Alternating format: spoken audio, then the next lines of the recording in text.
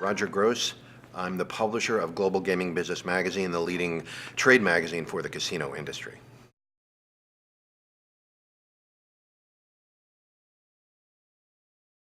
I'm really the only journalist in the industry who started out working in the industry. I was a dealer in Atlantic City when Atlantic City first started.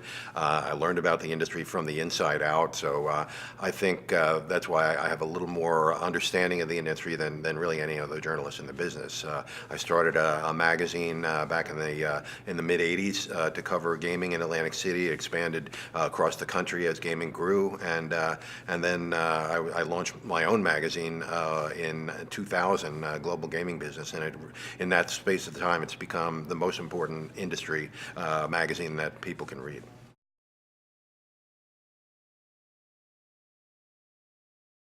I'm kind of a low-key guy, as opposed to some of the other casino people in the industry. I like to listen. I like to kind of absorb things, and I hope I lead by example. That we try to treat our clients with a lot of respect. When we have somebody advertise in our magazine, we think it's an important part of a partnership we have between them. That they want to get something out of advertising in the magazine more than just eyes on their ads. So we do everything we can to help our advertisers reach their goals, and I do that same thing with the people that work with me. I try to let them go out and work as they think it's important to do, and reach their goals that way.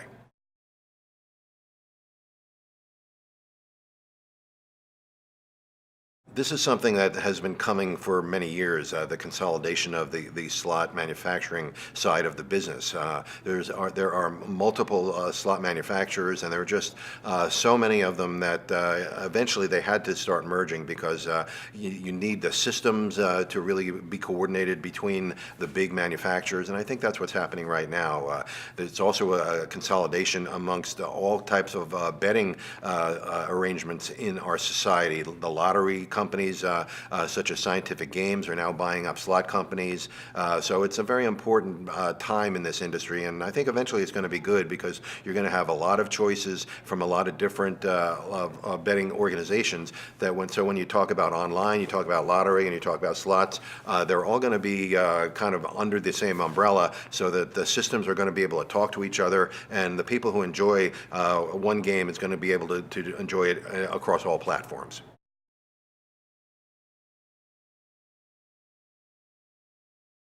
Atlantic City is going through a right sizing of the market right now. 7 years ago, Atlantic City won $5.2 billion in revenue. Last year was about $2.8 billion, and it's decreasing to probably about $2.5 billion this year. So there was a necessary contraction of the market that had to happen, and unfortunately, it happened very quickly. Fortunately or unfortunately, a lot of people lost their jobs. It's a tragedy for them, but it's really about the health of the industry. And once the industry gets right-sized, they've lost a lot of the capacity. I think it's going to be a very healthy industry in Atlantic City. As for the implications for the wider casino industry, I think there are a lot of them. The local casinos in the riverboat communities and tribal communities really better pay attention to what's happening in Atlantic City, because that kind of thing is coming to you as competition grows across the country, as casinos expand, new casinos. You've got to be on top of your game. You have to really understand that you have to go way beyond gaming to attract people. You have to have a lot of other different things to do when people come to your property, not just gamble.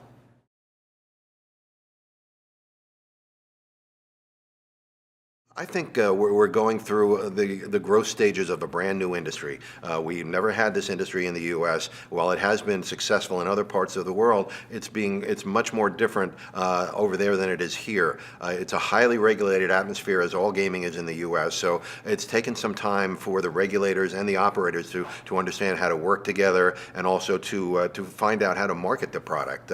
It's starting to pick up a little bit. I think the introduction of Poker Stars in New Jersey Jersey within the next few months is going to be a very, very big milestone for the iGaming industry. That's the biggest brand in the industry. So when that launches in New Jersey, I think you're going to see a lot more interest. They really know how to market to their players. They have lists of players all over the world that they can market to. So I think it's going to be a very important element of growth in the iGaming market.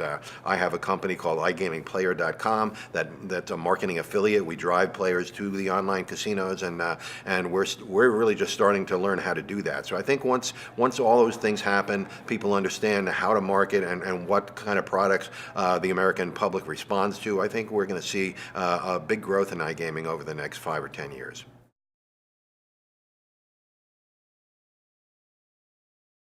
I think the biggest challenge is really the saturation issue.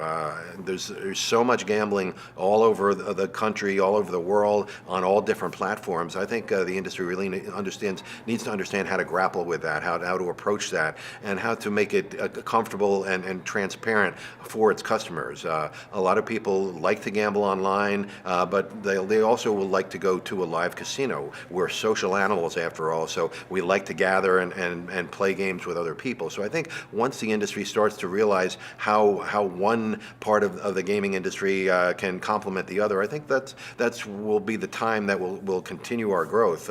Right now, it's very confusing. The technology is growing so quickly, and the casino industry is really in a state of flux right now. So I think it's a very challenging time for the industry, but I think at the end of the tunnel, there's going to be a real bright future for the industry, and we just have to figure out how to get there.